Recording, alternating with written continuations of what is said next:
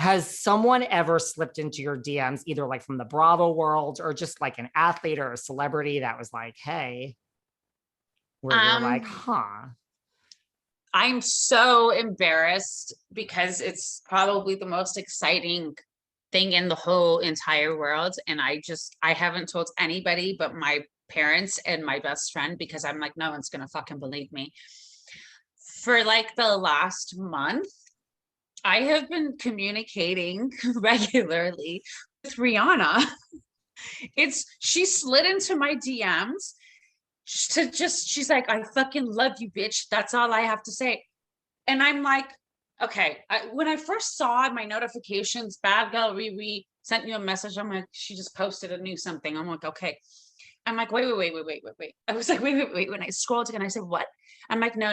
It's a scam. I'm not going to respond. I'm sure tomorrow it's going to be all over the news. Rihanna was hacked. I'm like, bullshit. The next day, nothing happens. So I respond.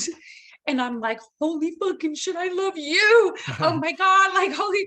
And she starts responding, and we've just been going back and forth. And she's like, in my head, you're my best friend. She goes, I'm always thinking if I ever run into you on the street, I'm going to run up to you like I've known you. She goes, I'm sorry if it's going to be weird. I'm like, can we smoke a joint together? She goes, let's do it. I'm like, so we can't tell anybody, David.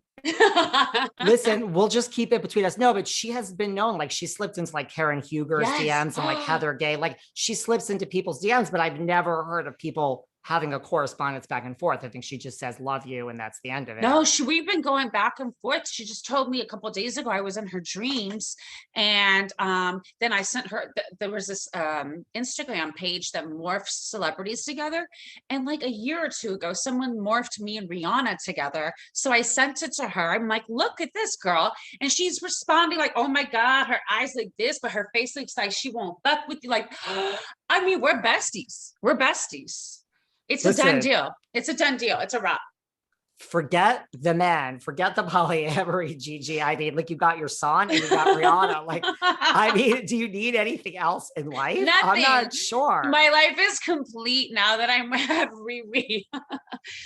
Do you ever, so did you have moments of that, of like, okay, yes, you're on Shah's first 9 years, great. Like, or you just have moments like, what is my fucking life that like Rihanna loves me? Not that you're not worthy of it, but just, No, it's I fucking know. Rihanna.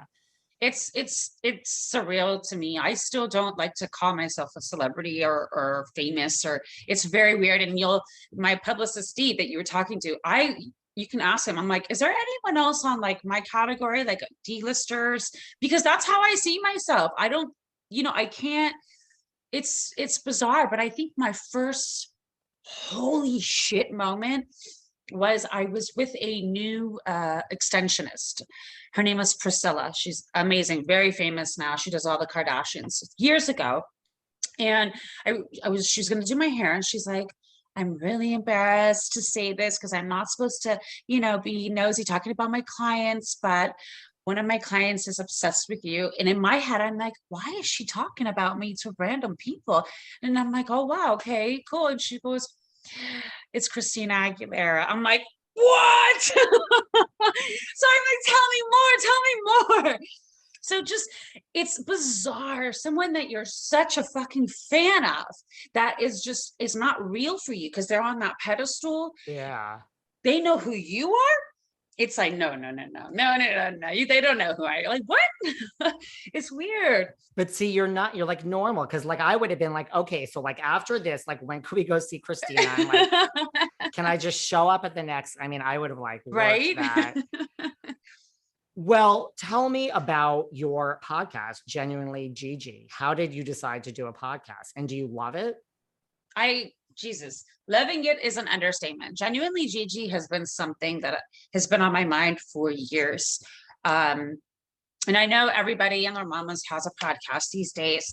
And that was another thing I was nervous about because I didn't know if I had enough respect from people to get the audience of the direction I wanted to head in with my podcast. So I gave it some time. And I have the best production company, Straw Hat Media, that they were like open to my platform. They're like, it's you. You do it. It's up to you, whatever you want.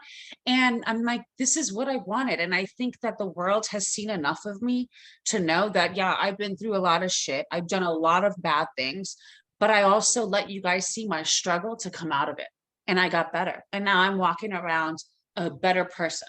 So let open those doors, because I have a lot of them. Like you said in the beginning, drugs and this and that, everything, and this podcast, Genuinely Gigi, finally became that thing where let me have those conversations, those taboo, controversial conversations that I was labeled as a black sheep to society because I lived those. It's not so controversial. It's just hush, hush. And now we're in a society where you don't need to be afraid anymore. You don't need to shut the fuck up. Everybody needs to come out the closet, come up from under the bed, take the sheets down, and be you. So this was my time. I'm like, how am I going to do this? And I thought, well, I need someone who's going to question what I'm saying. I need someone who's going to be the voice of the other part of society that's going to label me. And that's my best friend, Anita. Our morals and ethics are the same, but she's this really good girl from Ohio that's just, everything's good and bubbles and perfect for her. Right. And like, the fact that I want Polly, and she's been spending her whole life looking for love, she's the voice of the people. So it worked so perfectly. It worked so perfectly, in my opinion. I think it's great. I hope that it gains more and more success. I'm going to be going live now at the Improv and taking, Genuinely Gigi live, which I'm super, super excited. I'm nervous as hell, David. Are you? Yeah, because it's like, I've spent the last 11 years behind cameras, and then I get to sit in my living room and watch it, but there's not people there watching it with me. Like being on stage, it's the people are there watching it. I see their reactions. I can feel it. I can understand it. I'm scared. What if they hate me? What if they think I'm stupid? What if I say something wrong? And I say it, I don't know. Like, oh, I'm so scared. But they will have bought a ticket, so they must like you to enter. If I'm in the OC, I'm in the OC in LA all the time. So if I'm in that area at that time, I will stop by. Yes. I don't think you need to be nervous. Did you ever, you talk about the online trolls, like, did you ever go down that road? It's 9 years later, but or do you still go down it, or are you just over it? It's hard not to go down it. Like, were you like, does that stuff affect you, or are you just like immune to it at this point? Everyone gets it. The what? Just the online trolls. Like if you post something, like you get all your comments, like do things like that affect you? They do it to everybody, or do you just kind of brush that off? It used to affect me. It used to affect me a lot until I made my transition in life, and I started learning my power of intention. And then I started realizing my reactions are my issues. And I stopped caring what people were saying about me. Like, I don't read my comments. My Instagram, I have it set up where I don't get notifications from other people. I don't get messages from other people unless I'm like following you. I don't care for the outside noise. It's just noise, and they're following me, and they take time to push buttons with their fingers. They take effort for their brain to accumulate words.